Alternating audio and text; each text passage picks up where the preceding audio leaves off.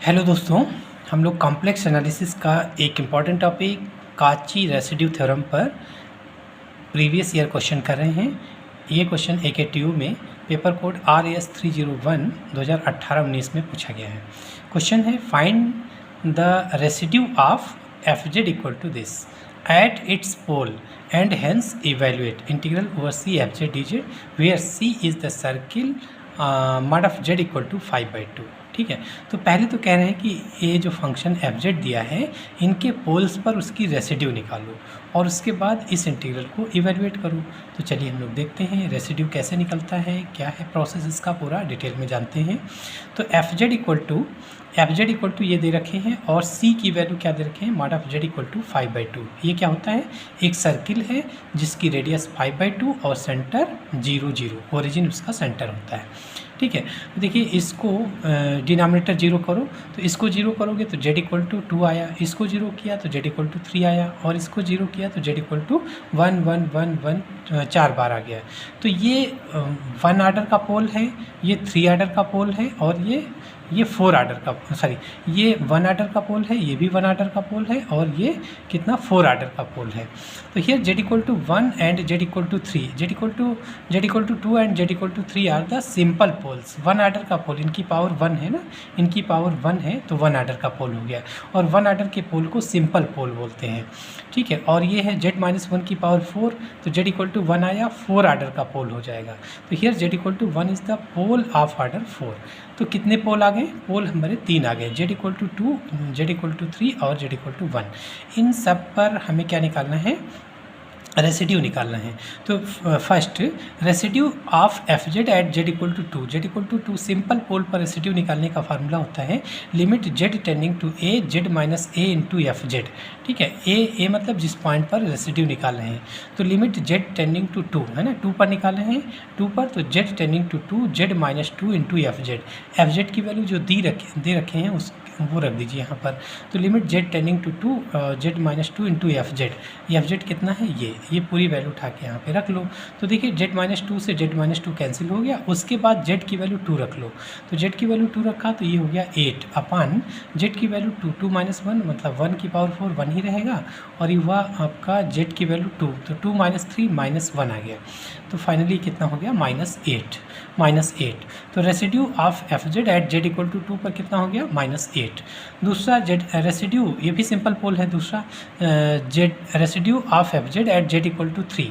तो residue of FZ at Z equal to 3 equal to limit Z tending to 3 Z minus 3 into FZ। ये simple pole निकालने की, residue निकालने का है ना, सिंपल पोल पर रेसिड्यू निकालने का फार्मूला है। क्या फार्मूला है, लिमिट Z टेंडिंग टू, क्या फार्मूला है, limit Z tending to A Z minus A into FZ। ये फार्मूला है सिंपल पोल पर रेसिड्यू निकालने का।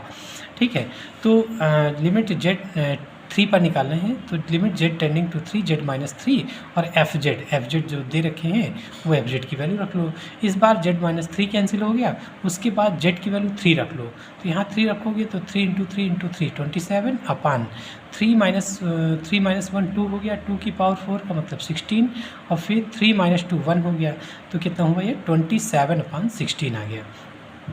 फिर एक पोल और है, कौन सा, Z इक्वल टू 1। तीनों पोल पर रेसिड्यू निकालना है, तो residue of FZ at Z equal to 1, लेकिन Z इक्वल टू 1 कितने आर्डर का पोल है, Z इक्वल टू 1 4 आर्डर का पोल है। ठीक है, तो देखिए अगर n आर्डर का पोल हो तो उसका फार्मूला क्या होता है, 1 अपान n minus 1 dn minus 1 upon dz power n minus 1 Z minus a मतलब जिस पॉइंट पर निकाल रहे हैं, तो a की वैल्यू 1 है, Z माइनस a की पावर n इंटू FZ और at Z equal to a। तो a पर निकाल रहे हैं तो a की जगह तो 1 हो जाएगा।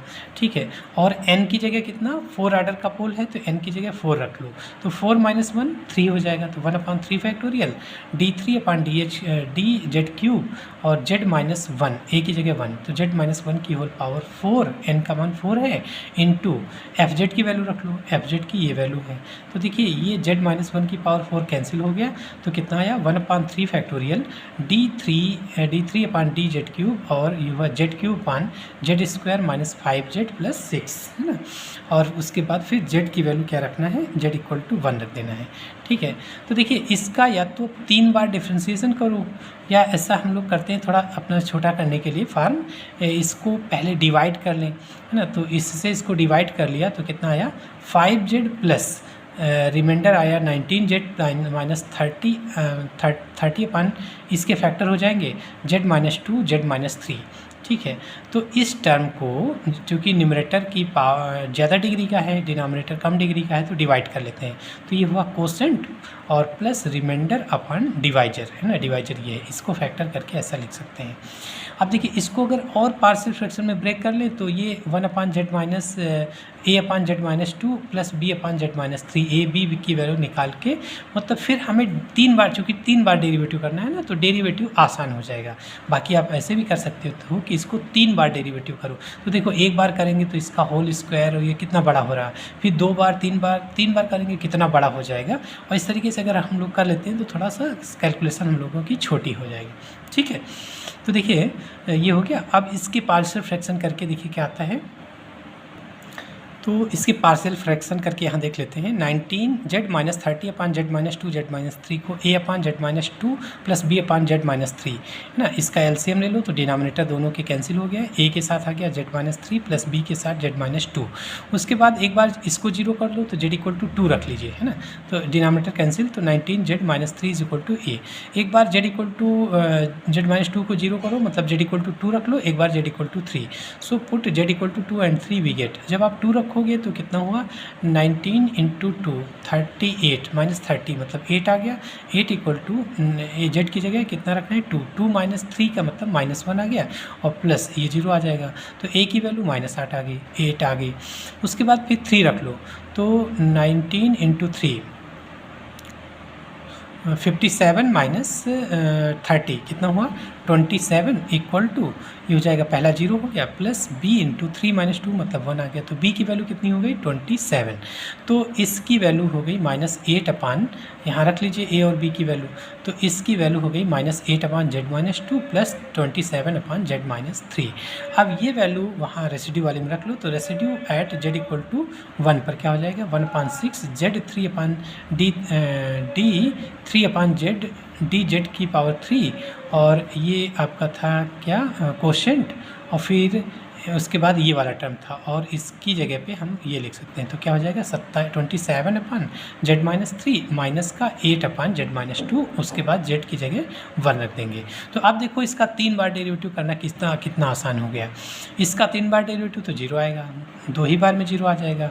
ठीक है, इसका 3 बार डेरिवेटिव तो 27 तो है ही है, -1 अपान z माइनस 3, तो फिर करोगे तो -2 अपान z माइनस 3 का होल पावर 3, फिर -3 अपान z, तो -1 -2 -3 अपान z माइनस 3 की होल पावर 4 हो जाएगा। इसका -8 इंटू इसकी ऊपर ले जाएंगे तो पावर -1, फिर -2 -3 अपान z माइनस 2 की होल पावर 4 हो गया 4 बार डेरिवेटिव करने पर।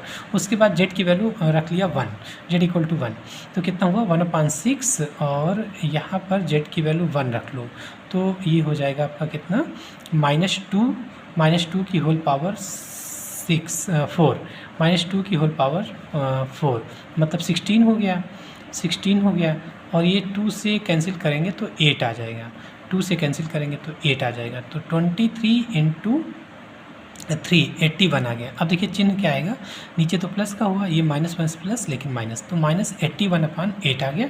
और इसको देख लो, यहाँ z की जगह 1 रखोगे तो 1 माइनस 2 -1 आया, -1 की पावर 4 मतलब 1 आ गया ये, और माइनस प्लस फिर प्लस, तो फाइनली प्लस आ जाएगा। प्लस का कितना 8 इंटू 2 16 इंटू 3 48 आ गया।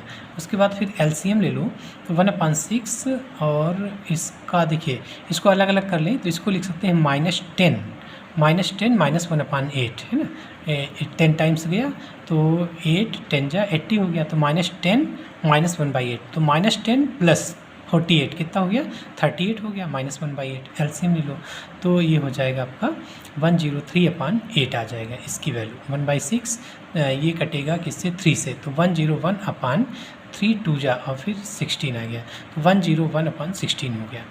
अब देखिए जो सर्किल दे रखे हैं, सर्किल सी वो कितना दिया है, mod of Z equal to 5/3 दे रखे हैं। तो इसका मतलब इसका सेंटर क्या है 0 0 और रेडियस 5/2 मतलब 2.5 का रेडियस मान के एक सर्किल खींचो।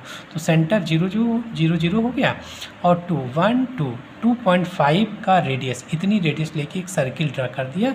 इस सर्किल की बाउंड्री सी हो गई और यही हमारा mod of Z equal to 5/2 हो गया। अब देखिए पोल्स कौन कौन से हैं।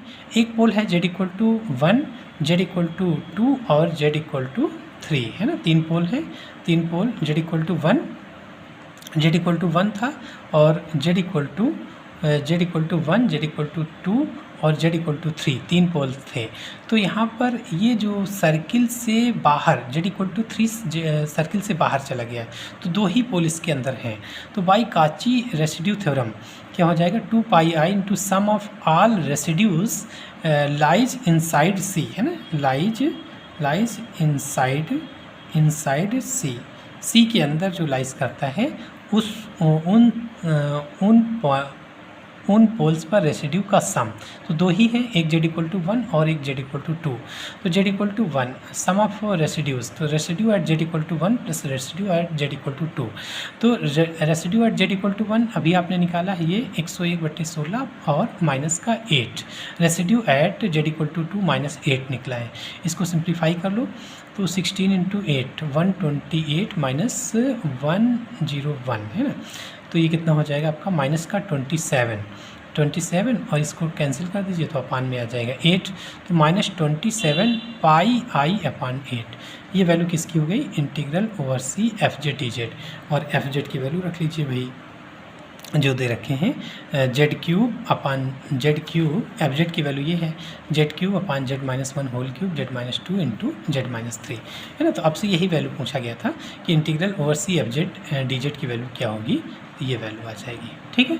तो इस तरीके से ये बहुत ही इम्पॉर्टेंट टॉपिक है काची रेसिड्यू थ्योरम पर क्वेश्चन, और स्टेट एंड प्रूव काची रेसिड्यू थ्योरम भी इम्पॉर्टेंट है, ठीक। Thank you.